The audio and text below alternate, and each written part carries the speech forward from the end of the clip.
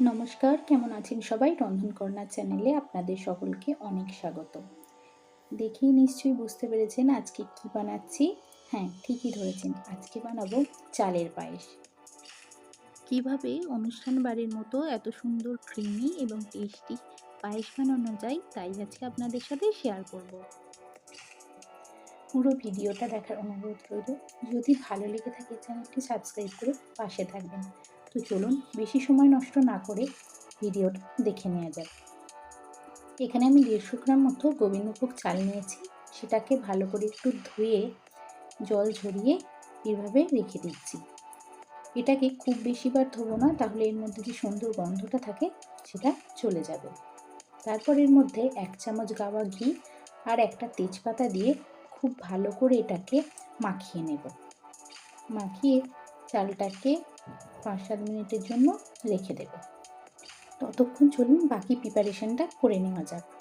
এরপর একটা কড়াইতে বেশ কিছুটা পরিমাণ ঘি গরম করে এর মধ্যে আমি 1 মুঠো কাজু কিশমিশকে ভেজে নিচ্ছি। 10 থেকে 15 সেকেন্ডের মধ্যেই দেখবেন কিশমিশগুলো ফুলে উঠেছে এবং কাজুটাও কিছুটা রং বদলেছে।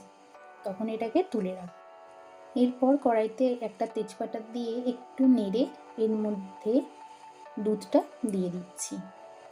দুধটাকে একবার ভালো করে ফুটে ওঠা পর্যন্ত এটাকে জাল দিয়ে নেব।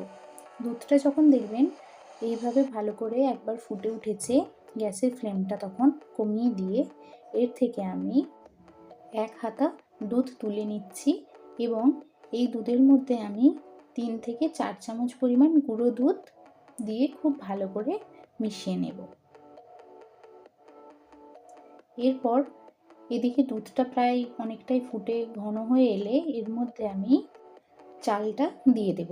চালটা দিয়ে খুব ভালো করে একবার মিশিয়ে নিয়ে মিডিয়াম টু লো ফ্লেমে এটাকে 15 থেকে 20 মিনিটের জন্য আমি খুব ভালো করে চালটাকে সিদ্ধ হতে দেব। 15 থেকে 20 মিনিট পর এটাকে ভালো করে একটু চেক করে নিচ্ছি। চালটা একদম দেখতেই পাচ্ছেন ভালো করে ফুলে ফেপে উঠেছে এবং সিদ্ধও প্রায় একদম হয়ে গেছে। খুব বেশি একদম গলিয়ে ফেলবেন না, তাহলে পায়েসটা খুব একটা ভালো হবে না, একদম ঘেঁটে যাবে। চালটা এই রকম পর্যায়ে এলে গ্যাসের ফ্লেমটাকে একটু হাই করে দেব। এরপর ভালো করে মিশিয়ে নিয়ে এর মধ্যে আমি দিয়ে দিচ্ছি 2টো থেতো করে রাখা এলাচ। আপনারা চাইলে দুধটা যখন ফোটাবেন তখনই এলাচ দিয়ে দিতে পারেন, অথবা সবার শেষে এলাচের গুঁড়োও দিতে পারেন। এবং দিচ্ছি এর মধ্যে 1 বাটি চিনি। আপনারা চাইলে চিনির পরিবর্তে এখানে মিছরিও ব্যবহার করতে পারেন। এরপর চিনিটা দিয়ে ভালো করে মেশানো হয়ে গেলে এর মধ্যে গুলে রাখা গুঁড়ো দুধটা দিয়ে দেব এবং ভেজে রাখা কাজু কিশমিশটা দিয়ে খুব ভালো করে আমি এটাকে মিশিয়ে নেব। 3 থেকে 4 মিনিট ভালো করে মিশিয়ে নিলেই তৈরি হয়ে যাবে পায়েস। যদি রেসিপিটা ভালো লেগে থাকে অবশ্যই বাড়িতে ট্রাই করে দেখবেন এবং আমাকে কমেন্ট করে জানাতে ভুলবেন না। দেখা হবে নতুন আর একটি ভিডিওতে। ধন্যবাদ।